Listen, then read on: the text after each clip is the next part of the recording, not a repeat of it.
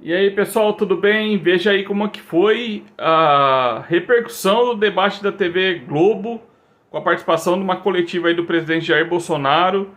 Ele que, olha, garante que vai ser reeleito na eleição de domingo. Inclusive ele abandonou a coletiva aí depois de ser confrontado por um dos jornalistas que participaram aí da coletiva lá na TV Globo, onde ele confrontou o adversário político Lula, o ex-presidente Lula. Dá só uma olhadinha como é que foi. Se você gostou do vídeo, se inscreva no canal, curta e compartilhe. Jornalismo é que tem lado seu. Um abraço, até a próxima, pessoal. A licitação do setor de IH, 2,8 do que nosso, 400 milhões do centro. Vai ser feito agora em dezembro. Cota 7 que era para o turismo da região. Quando se aproximar a represa caindo próximo ao 72, vai contratar já termoelétricas mais baratas. Nós vamos esperar chegar no 72 para tomar a providência. Acertamos a exploração de lítio no Vale de Vitinhonha, Minas Gerais. Acertamos a exploração de urânio em Santa Quitéria, lá no nosso estado do Ceará. Já foi regulamentado por portaria as eólicas offshore. Não, vou continuar. Tá certo? Não, vou continuar aqui. O cara é por favor, eu sou educado pra caramba, e achar que tá ruim, eu vou embora. Eu quero continuar falando. Falo com vocês uma hora. Não. Eu falo com vocês uma hora. Não pode ficar raciocínio. As novas eólicas offshore já foram regulamentadas por portaria do Ministério das Minas e Energia. Temos um potencial de 50 Itaipus e vamos reindustrializar o Nordeste e levar milhares de empregos para a região e exportarmos energia limpa. Com a Eletrobras, a privatização, arranjamos recursos também dessa privatização para nós revitalizarmos a bacia do São Francisco, ou seja, a água do Nordeste sai do São Francisco. Vamos preservar esses mananciais, entre tantas outras coisas. Eu poderia ficar falando aqui por alguns minutos de vocês. É o modelo de trabalho. Acabou de falar, acabou de se Sérgio Moro dizendo o candidato geral do Alckmin acabou de vir aqui, citou um livro, segundo ele, do ministro Sérgio Moro, que está aí do seu lado, e disse que o senhor teria pedido para não transferir o Marcola para presídio federal. É verdade isso? Vamos só fazer alguns esclarecimentos aqui. Primeiro, fiquei muito parabéns, presidente, pelo desempenho do debate. Fiquei chateado ali porque o presidente Lula, ex-presidente, me chamou de mentiroso. Infelizmente ali não estava participando do debate, não podia pedir resposta. Mas vamos falar a sinceridade, todo mundo sabe quem que é o mentiroso nessa história. O escândalo de corrupção que manchou os governos do PT, tanto o Mensalão e o Petrolão, até hoje não tem uma resposta, uma explicação decente do ex-presidente. Ele não explica porque, por exemplo, o Odebrecht e o OAS reformaram o sítio de Atibaia, que ele utilizava como dono. Ele não explica porque ele nomeou, e não o Conselho de Administração, os 3 diretores da Petrobras, Renato Duque, Nestor Cerveró, Paulo Roberto Costa, estavam num centro de corrupção, de arrecadação de suborno, não só para enriquecimento ilícito dele, mas de partidos e aliados políticos do PT durante o governo do PT. Hoje não explicou, não respondeu ao presidente, quando o presidente apontou as fake news que o PT ficou veiculando uma semana inteira, afirmando que o governo iria acabar com o 13º, com a hora extra e com as férias. E não existe essa hipótese. Não existe essa hipótese. E o presidente foi confrontado diversas vezes e não assumiu a responsabilidade por fake news. Teve a pachorra de dizer que ele não assistia um programa eleitoral, não tinha responsabilidade nenhuma. Ofendeu o brasileiro dizendo que ele não tinha tempo de assistir o programa eleitoral, sugerindo que o brasileiro está perdendo tempo a assistir o programa eleitoral. Agora, em relação ao que foi dito aqui pelo Geraldo Alckmin, esse governo, e eu era ministro da Justiça, transferiu as lideranças do PCC, as 20 principais lideranças do PCC, em 2 meses de governo, deveria ter sido feito em 2006, pelo governo Alckmin e pelo governo Lula, depois dos atentados terroristas que o PCC perpetrou em São Paulo e que vitimaram no mínimo 59 policiais e se acovardaram. A grande verdade é essa: cederam aos atos terroristas do PCC e não tiveram a coragem de fazer a transferência das lideranças do PCC. Isso em 2006. E se omitiram por 20, foi feito em 2019, né? Se omitiram por 13 anos o governo do PT, do Lula, da Dilma e o governo do Alckmin, e depois foi governador de novo, não teve a coragem de vencer para o PCC. E é importante na política criminal o isolamento das lideranças criminosas. E é importante mandar uma mensagem: não se negocia com criminoso, não se negocia com terrorista. O governo adotou uma política séria de segurança que levou à redução da criminalidade. Também foi perguntado ao Lula por que os assassinatos no governo do PT passaram de 2002, 51 assassinatos por ano, para mais de 65 mil assassinatos em 2016, o último ano do governo do PT. Enquanto que nesse governo, e aqui eu fazia parte, em 2019, os assassinatos já no primeiro ano da gestão caíram 22% para 45 mil. Sobre o episódio que o Geraldo Alckmin falou, de fato, nós planejamos a transferência das lideranças do PCC. Isso teve o assentimento do presidente Bolsonaro. Antes, quando estava marcado, 2 dias antes, o presidente externou preocupação e pensou até em cancelar a operação, mas o fato é que não cancelou. E se houve algum ali receio de fazer essa transferência, foram por 2 dias e o presidente mudou de opinião ele mesmo. Enquanto que o governo do PT e o governo de São Paulo, Geraldo Alckmin, se omitiram diante das 50 mortes de policiais e dos atentados terroristas de 2006 em São Paulo, e essa omissão durou 13 anos e não foi comparável minimamente a qualquer espécie de reflexão por 2 dias.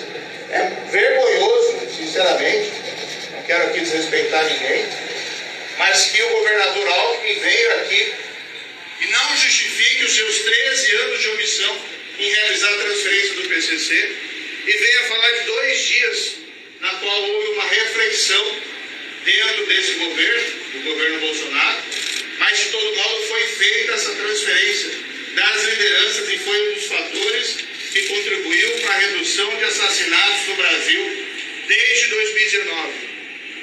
Políticas que nós implementamos em 2019 surtem efeitos até hoje, e nós temos uma taxa de homicídio em 2021 de 41 mil assassinatos, que ainda é alto, mas é muito menos do que os 65 mil assassinatos que o PT entregou no ano de 2016. Presidente, isso pode ser um produtor de política, né? Quando você falou.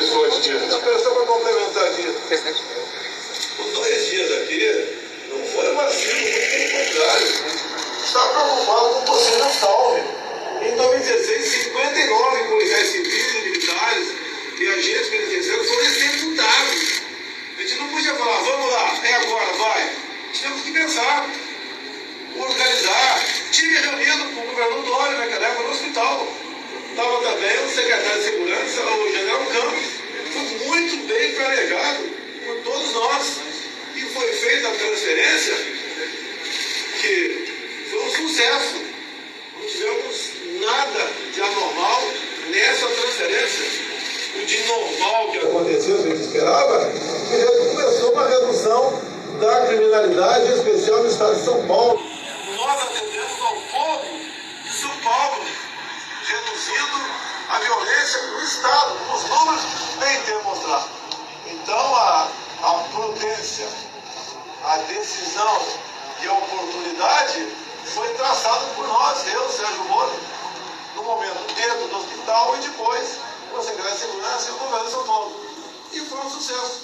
Cortamos ali o comando do crime organizado que estava enraizado. São Paulo há muito tempo.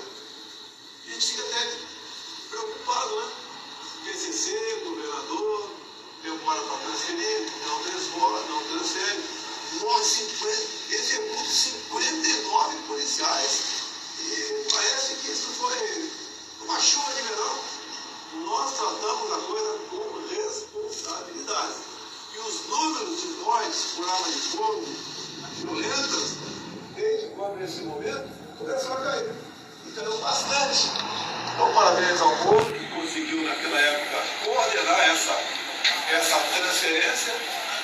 E todos nós erramos. Senhor presidente, o que acha sobre pesquisa? Com líderes de facção criminosa.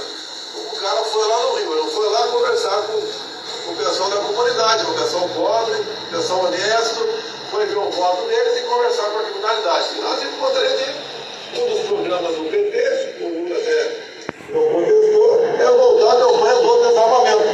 Eu perguntei para ele se ele conversou lá com a facção lá do CPX, a devolução de fuzis.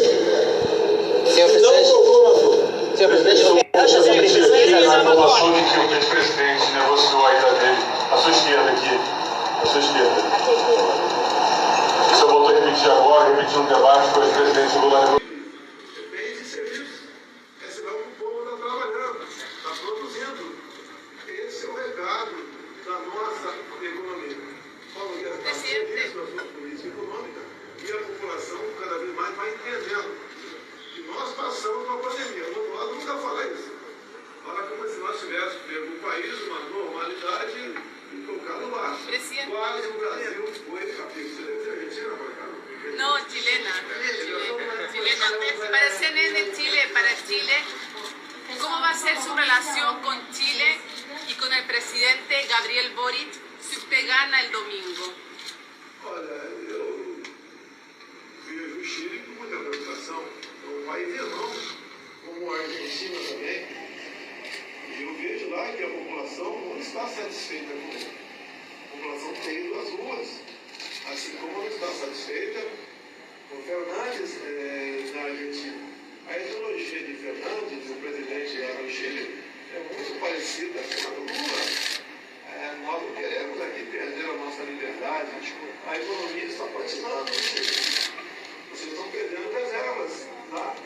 Estão com problemas. São as escolhas. Alguns amigos chilenos que vêm aqui têm me relatado muita preocupação com essa política de seguir nada à esquerda no Chile. Ele disse que nunca esperava que o Chile fosse dar essa guinada tão para a esquerda. E lá a população se omitiu, grande parte não foi votar. Então quem escolheu foi uma pequena parte da população. Eu espero que não aconteça dentro do Brasil, que a população vá votar, compareça às urnas, leve os mais idosos.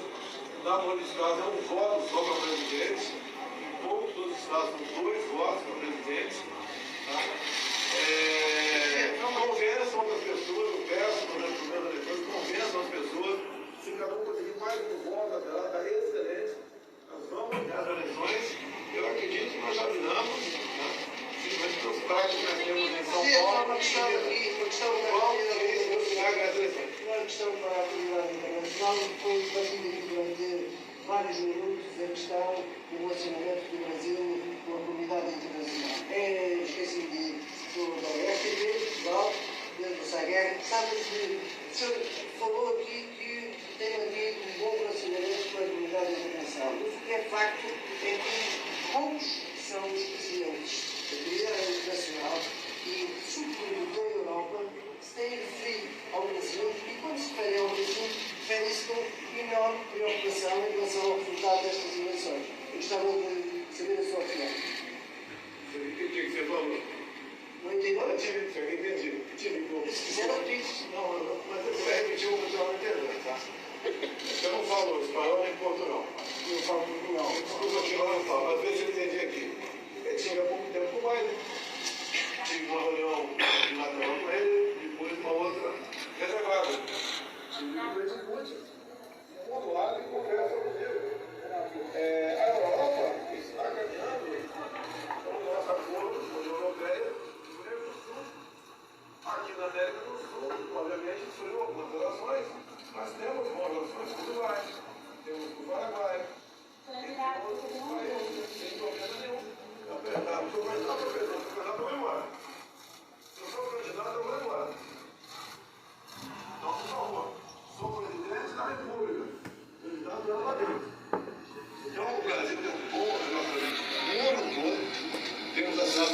vários atores, temos negócios em 190 países aproximadamente, um excelente negócio com a China também, que depende nosso da sua segurança alimentar.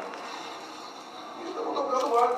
Temos uma equipe de ministros nunca vista na história do Brasil, não tem indicação político-partidária, tanto é que nós conseguimos apresentar resultados.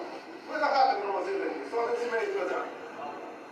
Licitação do setor de IH, 2,8 do PIB nosso, 400 milhões do centro. Vai ser feito agora em dezembro. Para o turismo da região. A bandido. Quando se aproximar a represa caindo próximo aos pescadores, vai contratar já termoelétricas mais baratas. Nós vamos esperar chegar na Bacatinha mesmo para tomar a providência. Acertamos a exploração de 20 no base de Quitinhonha, Minas Gerais. Acertamos a exploração de urânio em Santa Quitéria, lá no nosso estado do Ceará. Já foi regulamentado por portaria as eólicas offshore. Não, vou continuar. Não, certo? Não, vou continuar aqui. Cara, por favor, eu sou educado pra caramba, e achar que tá ruim, eu vou embora. Eu quero continuar falando. Falo com vocês uma hora. Não. Eu falo com vocês uma hora. Não pode ficar raciocínio. As nossas eólicas offshore já foram regulamentadas por portaria do Ministério das Minas e Energia. Temos um potencial de 50 Itaipus e vamos reindustrializar o Nordeste e levar milhares de empregos para a região e exportarmos energia limpa. Com a Eletrobras, a privatização, arranjamos recursos também dessa privatização para nós revitalizarmos a bacia do São Francisco, ou seja, a água do Nordeste sai do São Francisco. Vamos preservar esses mananciais, entre tantas outras coisas. Eu poderia ficar falando aqui por alguns minutos com vocês. É um governo de trabalho. O presidente Geraldo Alckmin acabou de falar, acabou de citar o Sérgio Moro dizendo o candidato Geraldo Alckmin acabou de vir aqui, citou um livro, segundo ele, do ministro Sérgio Moro, que está aí do seu lado, e disse que o senhor teria pedido para não transferir o Marcola para presídio federal. É verdade isso? Vamos só fazer alguns esclarecimentos aqui. Primeiro, fiquei muito parabéns, presidente, pelo desempenho no debate. Fiquei chateado ali porque o presidente Lula, ex-presidente, me chamou de mentiroso. Infelizmente ali não estava participando do debate, não podia ter resposta. Mas vamos falar a sinceridade, todo mundo sabe quem que é o mentiroso nessa história.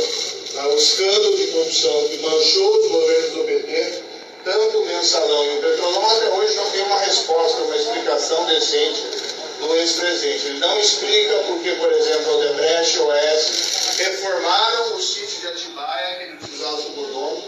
Ele não explica porque ele nomeou, e não o Conselho de Administração, os 3 diretores da Petrobras, Renato Duque, Nestor Cerveró, Paulo Roberto Costa, que estavam no centro de corrupção, de arrecadação de suborno, não só para enriquecimento ilícito dele, mas de partidos e aliados políticos do PT durante o governo do PT.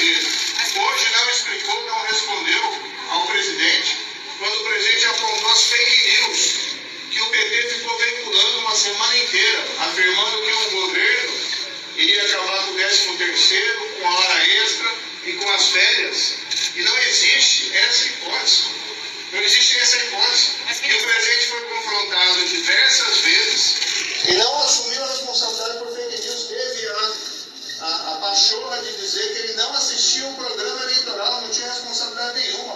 Ofendeu o brasileiro dizendo que ele não tinha tempo de assistir o programa eleitoral, sugerindo que o brasileiro está perdendo tempo a assistir o programa eleitoral. Agora, em relação ao que foi dito aqui pelo Geraldo Alckmin, esse governo, e eu era ministro da Justiça, transferiu as lideranças do PCC, as 20 principais lideranças do PCC, em 2 meses de governo. Isso foi em fevereiro de 2019. Algo que deveria ter sido feito em 2006, pelo governo Alckmin e pelo governo Lula, depois dos atentados terroristas que o PCC perpetrou em São Paulo e que vitimaram no mínimo 59 policiais e se acovardaram. A grande verdade é essa. cederam aos atos terroristas do PCC e não tiveram a coragem de fazer a transferência das lideranças do PCC. Isso em 2006. E se omitiram por 20, foi feito em 2019, né? Se omitiram por 13 anos o governo do PT, do Lula, da Dilma e o governo do Alckmin, que depois foi governador de novo, não teve a coragem de vencer o PCC. E é importante na política criminal o isolamento das lideranças criminosas. E é importante mandar uma mensagem: não se negocia com criminoso, não se negocia com terrorista. O governo adotou uma política séria de segurança que levou à redução da criminalidade. Também foi perguntado ao Lula por que os assassinatos no governo do PT passaram de 2002, 51 assassinatos por ano, para mais de 65 mil assassinatos em 2016, o último ano do governo do PT. Enquanto que nesse governo, e aqui eu fazia parte, em 2019, os assassinatos já no primeiro ano da gestão caíram 22% para 45 mil. Sobre o episódio que o Geraldo Alckmin falou, de fato, nós planejamos a transferência das lideranças do PCC. Isso teve o assentimento do presidente Bolsonaro. Antes, quando estava marcado, 2 dias antes, o presidente externou preocupação e pensou até em cancelar a operação. Mas o fato é que não cancelou. E se houve algum ali receio de fazer essa transferência, foram por 2 dias. E o presidente mudou de opinião ele mesmo. Enquanto que o governo do PT e o governo de São Paulo, Geraldo Alckmin, se omitiram diante das 50 mortes de policiais e dos atentados terroristas de 2006 em São Paulo. E essa omissão durou 13 anos. E não foi comparável minimamente a qualquer espécie de reflexão por 2 dias. É vergonhoso, sinceramente, não quero aqui desrespeitar ninguém, mas que o governador Alckmin veio aqui e não justifique os seus 13 anos de omissão em realizar a transferência do PCC e venha falar de 2 dias na qual houve uma reflexão dentro desse governo, do governo Bolsonaro, mas de todo modo foi feita essa transferência das lideranças e foi um dos fatores que contribuiu para a redução de assassinatos no Brasil desde 2019. Políticas que nós implementamos de 2019 surtem efeitos até hoje e nós temos uma taxa de homicídio em 2021 de 41 mil assassinatos, que ainda é alto, mas é muito menos do que os 65 mil assassinatos que o PT entregou no ano de 2016. Presidente, isso pode ser repercussão de política, né? Só para complementar aqui. Os 2 dias aqui não foi uma cifra, pelo contrário. Está preocupado com possível salve. Em 2016, 59 policiais civis e militares e agentes penitenciários foram executados. A gente não podia falar: vamos lá, é agora, vai. Tínhamos que pensar, organizar. Tive reunido com o governador Dória naquela época no hospital. Estava também o secretário de Segurança, o general Campos. Foi muito bem planejado por todos nós. E foi feita a transferência, que foi um sucesso. Não tivemos nada de anormal nessa transferência. O de normal que aconteceu, a gente esperava, que começou uma redução da criminalidade, em especial no estado de São Paulo. Nós atendemos ao povo de São Paulo, reduzindo a violência no estado. Os números bem demonstrados. Então, a prudência, a decisão e a oportunidade foi traçada por nós, eu, Sérgio Moro, no momento dentro do hospital e depois com a Secretaria de Segurança e o governo de São Paulo. E foi um sucesso. Cortamos ali o comando do crime organizado que estava enraizado em São Paulo há muito tempo. E a gente fica até preocupado, né? PCC, governador, demora para transferir, não transforma, não transfere. Morre 50, executa 59 policiais. E parece que isso foi uma chuva de verão. Nós tratamos a coisa com responsabilidade.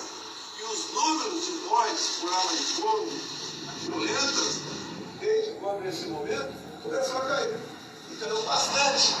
Então, parabéns ao povo que conseguiu, naquela época, coordenar essa transferência. E todos nós erramos.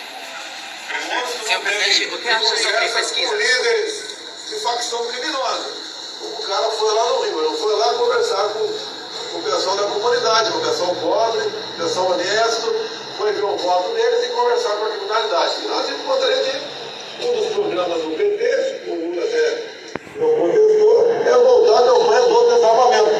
Eu perguntei para ele se ele conversou lá com a facção lá do CPX, a devolução disso. Senhor presidente, o que acha sobre pesquisas? A informação de que o ex-presidente negociou a ida dele, à sua esquerda aqui, à sua esquerda. Isso eu volto a repetir agora, repetir um debate que o ex-presidente Lula negociou a ida dele ao Complexo Alemão com traficantes, com chefe de tráfico. Só que a imprensa toda aqui que acompanhou a agenda, acompanha a política do Rio de Janeiro, sabe que quem organizou aquela agenda foi o René Silva, um comunicador que a imprensa todos conhecem há 10, 12 anos no Rio de Janeiro. Então eu queria saber por que o senhor tem insistido nessa informação, nessa mentira de que ele organizou. Você tem moral para chamar de mentiroso? Essa informação é mentira. Essa informação é mentira. O cara entrou, você está repetindo a informação. Presidente, soberania na Amazônia, por favor.